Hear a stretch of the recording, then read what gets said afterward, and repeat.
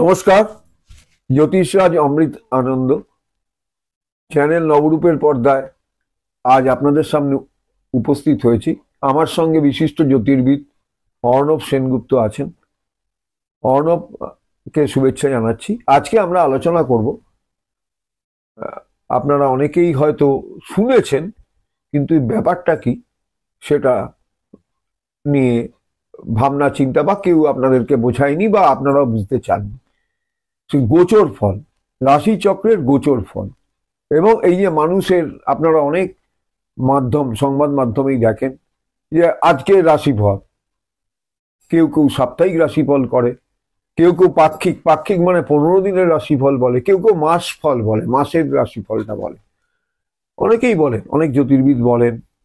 এটা প্রিন্ট মিডিয়াতেও আছে, এটা আমাদের ইউটিউব মিডিয়াতেও আছে, এটা মেন স্ট্রিম মিডিয়া যেটাকে আমরা টেলিভিশন বলছি সেখানেও আছে, ইলেকট্রনিক্স মিডিয়াতে এটার খুব প্রচার এবং প্রসারটা ঘটেছে। গোচর হচ্ছে আমাদের আজকে যে আমরা এখানে বসে অনুষ্ঠান করছি, আমরা হয়তো কেউ জানি না কবে এটা টেলিকাস্ট হবে, কিন্তু এটা জানি যে আজকে এই দিনে আমরা যেহেতু দুজন প্রফেশনে আছি, জ্যোতিষবিদ, এই সাবজেক্টের উপর, বিষয়বস্তুর উপর, সেহেতু আমরা এটা জানি আজকেও কিন্তু একটা রাশিচক্র আছে। মানে আজকের দিন শুরু হয়েছে বাংলা মতে 5:30টায়। আজকে কত তারিখ? সেই তারিখের শুরুটা কিন্তু ইংরেজি মতে গতকাল রাত্রি 12টায় ঘটে গেছে।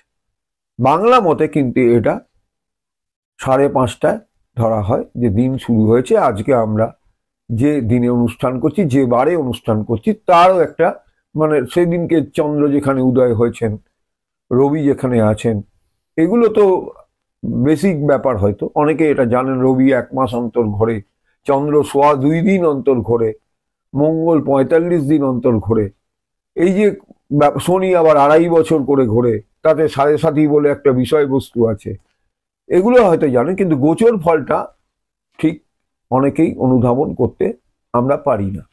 সেইখানটাই গোচর ফলটাই আজকে অর্ণবের কাছে জিজ্ঞেস করবো। অর্ণব, এই গোচর ফল নিয়ে তোমার কি বক্তব্য বা তোমার কি মতামত? গোচরটা বেসিক্যালি বিচার করা হয় চন্দ্র রাশি থেকে। চন্দ্র রাশি থেকে গোচরটা, যে গ্রহ আছে সে গ্রহরা চন্দ্র থেকে কত দূরত্বে থাকে তার উপরে গোচরের শুভত্ব আর অশুভত্বটা ক্যালকুলেশন করা হয়। আর দীর্ঘকালীন প্ল্যানেট বলতে গেলে শনি, বৃহস্পতি, এরা হচ্ছে দীর্ঘকালীন, যেমন রাহু, শনি, বৃহস্পতি। এদের ক্যালকুলেশনটা ঠিক চন্দ্র থেকে করাটা ঠিক নয়, এদের ক্যালকুলেশনটা লগ্ন থেকে করা উচিত। আর গোচরটা শুভ অশুভ কতটা হবে সেটা চন্দ্র থেকে ক্যালকুলেশন করলে ওটা বেরিয়ে যাবে, শুভত্ব অশুভত্বটা বেরিয়ে আসবে গোচরের ক্যালকুলেশন। আর গোচরের সব থেকে বড় জিনিস হচ্ছে যারা শীঘ্রগামী গ্রহ, যেমন শুক্র, বুধ, মঙ্গল, রবি। রবি। তো রবি তো বকরি হয় না, বকরি শুক্র হয়, বুধ বকরি হয়, মঙ্গলও বকরি হয়। এই যে বকরি নিয়ে অর্ণব মানে অনেক কিছুই ইদানিং শুনছি, বলে হঠাৎ গ্রহগুলো কি বেঁকে যায়, এরকম প্রশ্ন বকরি আসছে। মানে কিন্তু বকরি মানে কেউ বেঁকেও যায় না, কেউ সোজাও হয় না, উল্টো হয় না, এটা বাজে কথা। মেনলি হচ্ছে যখন ওর ধীর গতি ধীর গতি হয়ে যায়, যখন সূর্য থেকে অনেকটা দূরবর্তী স্থানে চলে, আমরা পৃথিবী থেকে অনেক তাকে দূরে দেখতে পাই, তার কি হয়, তাকে মনে হয় সে চলছে না, এবং সে তখন মনে হয় যে গ্রহটা বকরি উল্টো দিকে যাচ্ছে, কিন্তু কিছুই উল্টো দিকে সে যাচ্ছে না, সে তার মতোই আছে। এটা দেখবে অর্ণব, আমি সবাই করেছেন, আমি একটু হয়তো সবচেয়ে বেশি করেছি ট্রেন জার্নি। অনেক সময় মনে হয় উঠলাম, ঘুমোচ্ছিলাম, উঠলাম, মনে হচ্ছে ট্রেনটা পেছনের দিকে যাচ্ছে, সেই রকম অনেকটা ব্যাপার। বকরিটাও ঠিক তাই, বকরিটাও ঠিক তাই, কিন্তু মনে হচ্ছে কি কিছুক্ষণ বাদে ঠিক হয়ে বুঝতে পারবে কেন হচ্ছে, তাহলে সে বকরিটাকেও বুঝতে পারবে। হ্যাঁ, মানে বকরি মানে এটা আমি দুপুরবেলায় কাউকে বলছিলাম, জ্যোতিষশাস্ত্রে বকরি গ্রহকে বলা হয়েছে পুরো এক্সাল্টেড মতো তার রেজাল্ট, মানে সে প্রচন্ড বলবান, বকরি গ্রহকে বলা হয়েছে। আর বিশেষ করে যদি তার নিচ স্থানে যদি কোনো গ্রহ বকরি হয়ে যায়, তাহলে সেই গ্রহের এফেক্ট খুব মারাত্মক ভালো হয়। যেমন তখন এখন তার মধ্যে কর্কটে একটা আছে, চেষ্টা বল প্রাপ্ত হয়। যেমন মঙ্গল এখন বকরি হয়ে নিজের কর্কটে নিজস্ব বসে আছে। ঘরে কর্কটে মঙ্গল আছে। এখানে খুব শুভ, আর এখন মঙ্গলটা খুব শুভ ফল, অনেকের ক্ষেত্রে অনেক শুভ ফল দেবে। আবার কিছু কিছু লোকের অসুবিধা ডিস্টার্ব থাকতে পারে, সেটা জাতচক্র বিচারের উপর নির্ভর করে। আর যেটা আলোচনা করছিলাম গোচর, সেই গোচরটা ওই চন্দ্র থেকে গোচরটা ক্যালকুলেশন হবে। আরেকটা হচ্ছে গোচরের রেজাল্ট আরো ভালোভাবে জানা যাবে, যে ভালো যাবে কি খারাপ যাবে সেটা অষ্টক বর্গটাকে ভালো করে ক্যালকুলেশন করলে, বিচার করলে, তাহলে গোচরের ফলটা ভালো যাবে কি খারাপ যাবে ওটা আগের খুব ভালো এপিসোডেই বোঝা তুমি যাবে। বলেছো এটা, হ্যাঁ, যে অষ্টবর্গ তার অষ্টবর্গ যে তার বিশেষ মানে করে যে সর্বাষ্টক, গ্রহগুলো হয়তো অষ্টমে আছে কিন্তু তার বলবত্তাটা কি পেয়েছে, হ্যাঁ সেইটা থেকে ওইটা হচ্ছে ক্যালকুলেশন মেন করাটা। ক্যালকুলেশন, হচ্ছে সর্বাষ্টক হ্যাঁ, বর্গটাকে দেখতে হবে। প্রস্তরাষ্টক বর্গ বলে একটা বর্গ, সেই ভিন্নাষ্টক বর্গ যেটাকে বলা হয়, একটা গ্রহের থেকে আরেকটা গ্রহ দূরত্বে কোথায় তার কত পয়েন্ট পেয়েছে সেগুলিকে ভালো করে দেখা দরকার। তাহলে গোচরে বোঝা যাবে যে গ্রহটা আলটিমেটলি সব দিক থেকে দেখা যাচ্ছে খারাপ, কিন্তু আলটিমেটলি জাতক বলছে যে না আমার সেরকম খারাপ তো যাচ্ছে না। হ্যাঁ, এর কারণ হচ্ছে ওই অষ্টক বর্গে দেখা যাবে খুব ভালো পয়েন্টে গ্রহটা পড়েছে। হ্যাঁ, যার জন্য কি হলো, ওর ওই যে খারাপ রেজাল্টগুলি ও কি করলো, নিউট্রাল করে দিল। নিউট্রাল করে দিল। আবার অনেককে বলা হয় যে আপনার ভালো যাচ্ছে না, আমার একদমই খারাপ যাচ্ছে, হ্যাঁ, আমার আবার একদমই খারাপ আমরা যাচ্ছে। অনেক সময় ক্যালকুলেশন করি না, এমন কিছু জিনিস আছে যেগুলি হচ্ছে আমরা গ্রহটাকে জাজমেন্ট করে নিয়েছি গ্রহটা খুব খারাপ, হ্যাঁ, খুব খারাপ ফল দিচ্ছে, হ্যাঁ, বাট আদৌ গ্রহটা খারাপ ফল দিচ্ছে না। এইটাই মিস্টিরিয়াস, এইখানেই বোঝা দরকার। এবং সেইখানেই অষ্টক বর্গ ক্যালকুলেশন করলে পরিপূর্ণভাবে ধরা পড়বে যে গ্রহটা কিন্তু যথেষ্ট বল নিয়ে বসে আছে। মানে গ্রহটাকে যা যা এক্সপেক্ট করা ছিল খারাপ, সেটা কিন্তু হলো না। এটা অনেকটা সেই যোগের অধ্যায়ের মতো, কতগুলি খারাপ যোগ যেমন হয়েছে, আবার তার সাথে সাথে দেখা যাচ্ছে একটা খুব মারাত্মক ভালো যোগ হয়েছে। এবার এই যে মারাত্মক ভালো যোগটা ওই খারাপ যোগটাকে কমিয়ে দিয়ে ভালো যোগের ফল দিতে শুরু করে দিল। এইরকম ব্যাপারটা হচ্ছে ঠিক তাই, যেটার প্রাবল্য বেশি থাকবে সেই রেজাল্টটা আস্তে আস্তে উঠে আসার চেষ্টা করবে।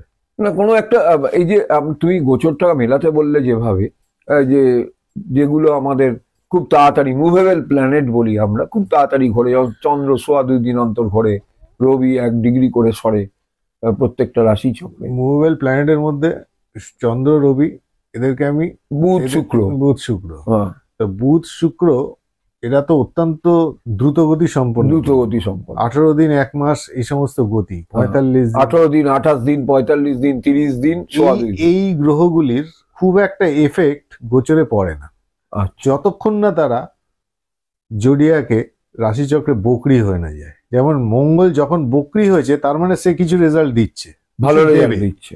সে ভালো খারাপ যাই হোক না কেন সে কিছু একটা রেজাল্ট দেবে। এই গোচরের এফেক্টটা যখন শুক্র বকরি হয়ে গেল তার মানে কিছু একটা রেজাল্ট আসছে, এটা ধরে নিতেই হবে।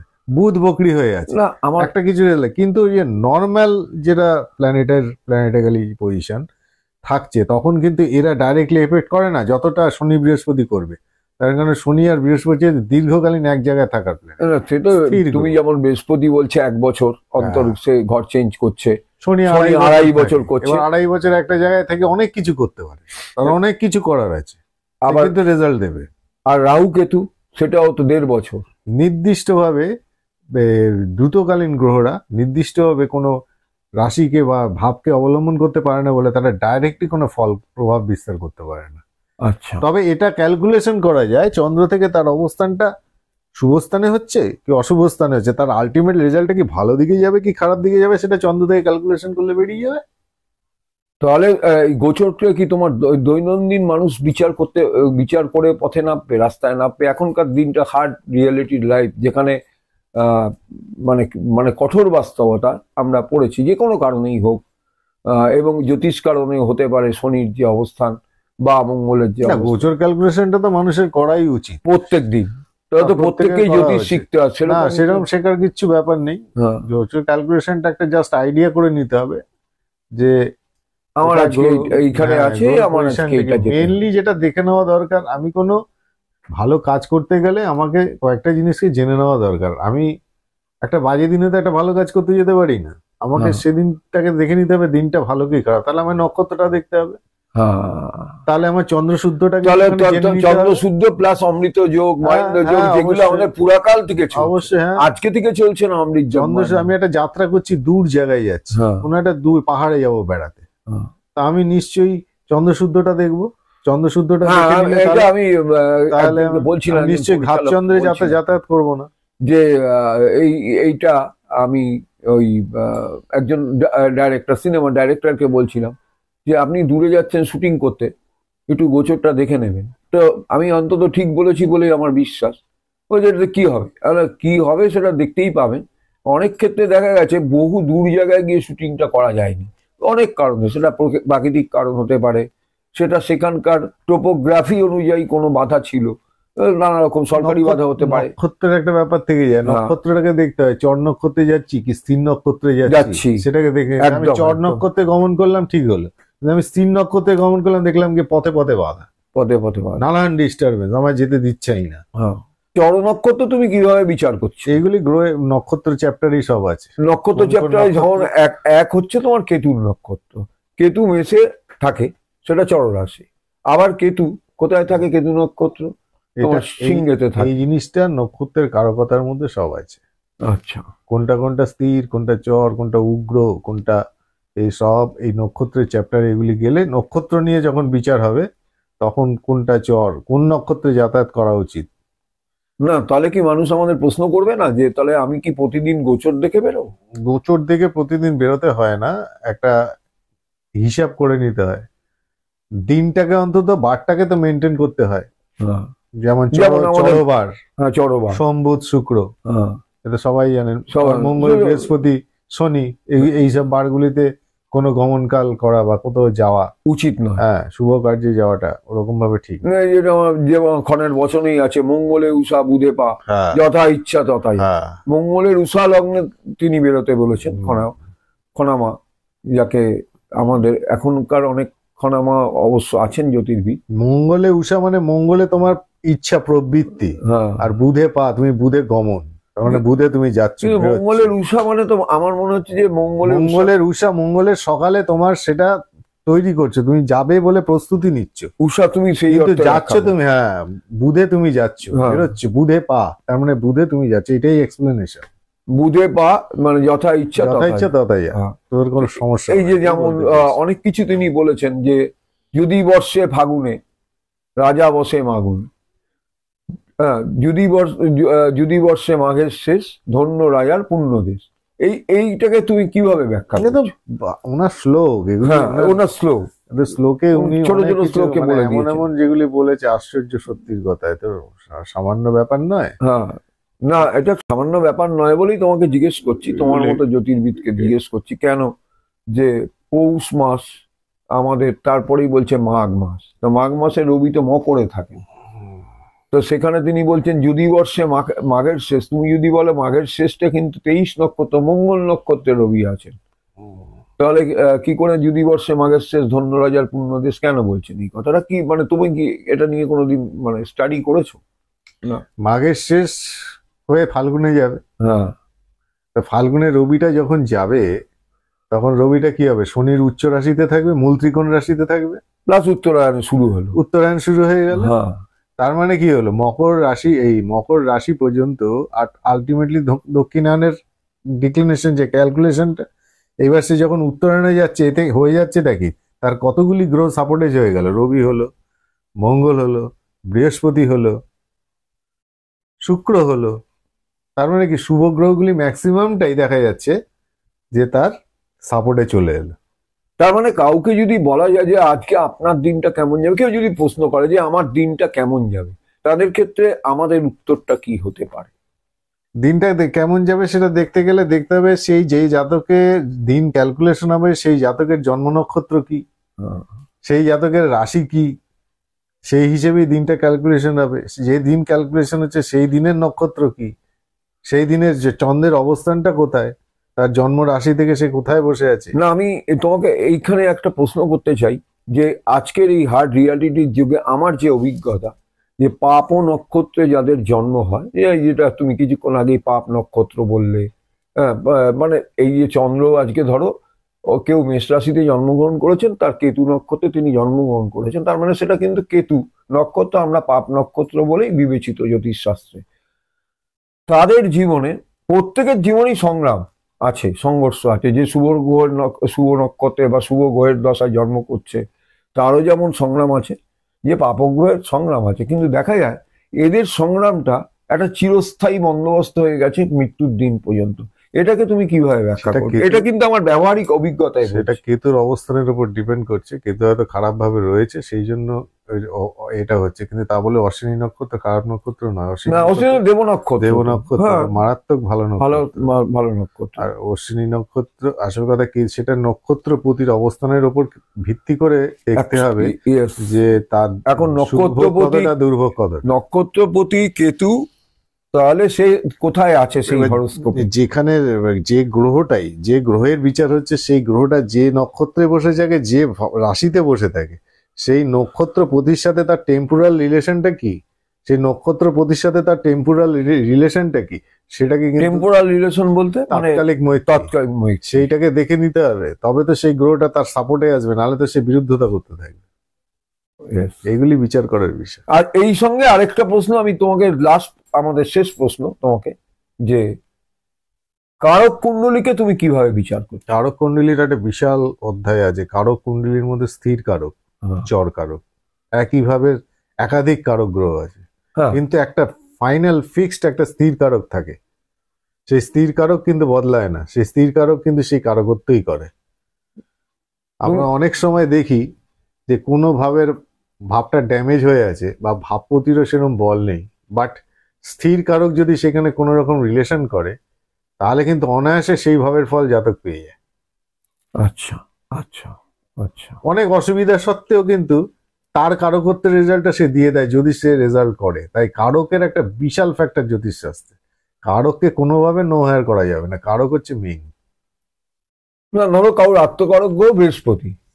না, আত্মকারক আমাত্মকারক সেটা আলাদা কারক হয়ে গেল, হ্যাঁ। সেটা হয়ে গেল জৈমিনী কারক আছে, হ্যাঁ হ্যাঁ হ্যাঁ। সেটা অন্য আমি বিষয়। এইটা জিজ্ঞেস করেছি। আর জৈমিনী কারক আছে, আত্মকারক সেটা লগ্নের বিচার হবে। হ্যাঁ, আত্মকারকের যে নবাংশ সেটা কারকাংশ হবে, সেই কারকাংশ থেকে কর্মের বিচার হবে। সেই কারকাংশের দশম স্থানে দেখতে হবে কে বসে আছে, বা সেই কারকাংশে কে বসে আছে, কোন গ্রহ বসে আছে, সেই গ্রহ অনুসারে তার কর্ম হবে। আজকে আমরা এখানেই আলোচনা শেষ করলাম এই পর্বে। চ্যানেল কর্তৃপক্ষ তো একটা সময় বেঁধে দেন, তো আমাদের এই চ্যানেল নবরূপের সাথে আপনারা থাকুন।